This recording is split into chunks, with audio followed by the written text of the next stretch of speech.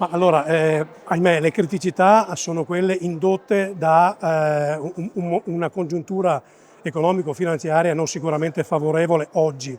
Le tensioni internazionali, le guerre, l'aumento del costo energetico, l'aumento del costo delle materie prime, l'inflazione, stipendi non adeguati. Tutto questo evidentemente indebolisce l'economia mondiale, europea e ovviamente anche quella nostra del Veneto.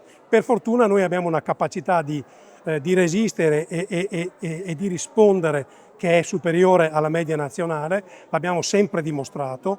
Il nostro sistema di microimprese è un sistema assolutamente resiliente, è del tutto evidente che noi dobbiamo avere la capacità di continuare a fare innovazione, aumentare la capacità di fare innovazione e ricerca, dobbiamo andare alla ricerca di nuovi mercati perché laddove la Germania non diventa più un mercato interessante, noi viviamo di export, dobbiamo trovare anche altri mercati, ma sono convinto che questo modello, se noi continueremo a condividere strategie con le associazioni di categoria, i sindacati, questa regione continuerà ad essere una regione leader.